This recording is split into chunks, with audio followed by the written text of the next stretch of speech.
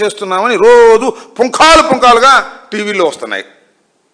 అసలు సాయి కృష్ణ మార్కాపురం నుంచి ఎవరు తీసుకొచ్చారు? నాగరాజులు తీసుకొచ్చాడా? మాకు అందుతున్న సమాచారం మేరకు టాస్క్ ఫోర్స్ వెళ్ళి తీసుకొచ్చింది. టాస్క్ ఫోర్స్ ఎందుకు వెళ్లాల్సి వచ్చింది? టాస్క్ ఫోర్స్ ఎవరి ఆధీనంలో ఉంటుంది? నాగరాజు ఆధీనంలో ఉండదు, కృష్ణలంక పోలీస్ స్టేషన్ ఆధీనంలో ఉండదు, సాక్షాత్తు కమిషనర్ ఆధీనంలో ఉంటుంది, ఆయన ఆధ్వర్యంలో ఉంటుంది. కమిషనర్ గారి ఆదేశాలు లేకోకుండా టాస్క్ ఫోర్స్ ఒక అడుగు కూడా ముందుకు వేయదు. అంటే మార్కాపురంలో ఉన్నటువంటి సాయి కృష్ణ ఏదో చిన్న పని చేసుకుంటున్నాడు అక్కడ. టాస్క్ ఫోర్స్ వెళ్ళి అతను తీసుకొచ్చింది అంటే కమిషనర్కి తెలియదా? కమిషనర్ ఆదేశాలు లేకుండా వెళ్ళారా? ఒకవేళ నిజంగానే కమిషనర్ ఆదేశాలు లేకోకుండా వెళ్ళారంటే వాళ్ళు క్రమశిక్షణ రాహిత్యానికి పాల్పడ్డట్టే. అంటే నేను చెప్పదలుచుకున్నది ఏంటంటే, కమిషనర్ గారి ప్రమేయంతోనే నాగరాజు సాయి కృష్ణని తీసుకొచ్చారు. ఎందుకు తీసుకొచ్చారు? ఏమన్నా కొత్త నేరారోపణ ఏమైనా ఉన్నదా? లేక ఎన్బిడబ్ల్యూ మీద తీసుకొచ్చారా? ఎన్బిడబ్ల్యూ కోర్టు వారు ఇచ్చారు నాన్ బెయిలబుల్ వారెంట్. అతను హాజరు కాకపోతే కోర్టుకి అతని మీద కేసులు ఉన్నాయి. 2 కేసులు ఉన్నాయని చెప్తున్నారు. చాలామంది 22, 23 ఉన్నాయని సోషల్ మీడియాలో ప్రచారం చేస్తున్నారు. నాకు తెలిసినంతవరకు, వారి కుటుంబ సభ్యులు చెప్పినంతవరకు 2 కేసులు ఆయన మీద పెండింగ్లో ఉన్నాయి. ఎన్బిడబ్ల్యూ ఇచ్చారు, నాన్ బెయిలబుల్ వారెంట్ ఇచ్చారు. నాన్ బెయిలబుల్ వారెంట్ ఇస్తే కోర్టు తరపున వెళ్ళి అతన్ని పట్టుకుని తీసుకొచ్చి కోర్టులో ప్రొడ్యూస్ చేయాలి వితిన్ 24 అవర్స్లో. టాస్క్ ఫోర్స్ ఎందుకు వెళ్ళింది? ఏమన్నా పోనీ అరెస్ట్ మేమేమైనా ఉందా? పోలీస్ స్టేషన్కి తీసుకొచ్చారా? కుటుంబానికి సమాచారం ఇచ్చారా? మెడికల్ పరీక్షలు ఏమైనా చేయించారా? కోర్టు ముందు హాజరుపరిచారా? ఏం లేదు. తీసుకొచ్చారు, 23వ తారీఖున చచ్చిపోయాడు, 24వ తారీఖుని క్రిమినేట్ చేశారు. ఇది అందుతున్నటువంటి సమాచారం.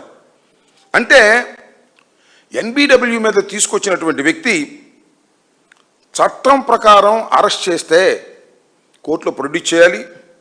అలా చేయకపోతే దాన్ని ఏమంటారంటే అక్రమ నిర్బంధం, హింస చేసి చంపారు అనేటువంటి వాస్తవాలు బయటకు వచ్చేటటువంటి పరిస్థితులు కనిపిస్తున్నాయి. ఒకవేళ సాయి కృష్ణని ఈ కేసులో కాకపోతే వేరే ఉన్న కేసుల్లో తీసుకొచ్చారా? ఇవన్నీ ప్రశ్నలు. ఇంకేదైనా నేరారోపణ ఉందా? దీని వెనుక ఏమైనా గూడు పుటాని ఉందా?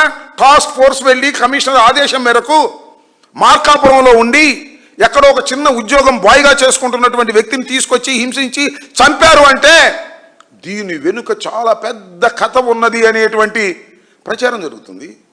కానీ నోరు విప్పేటటువంటి పరిస్థితి ఇవాళ లేదు. కమిషనర్ నోరు మాట విప్పడు.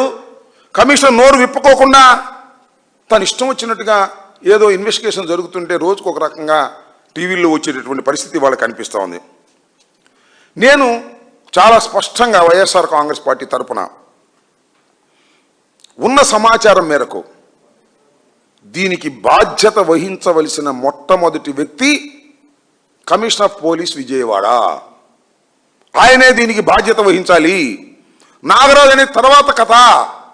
నాగరాజు ఒక్కడే కాదు, అనేక మంది ఇన్వాల్వ్ అయ్యారు, అనేక చోటకు మార్చారు ఇతన్ని.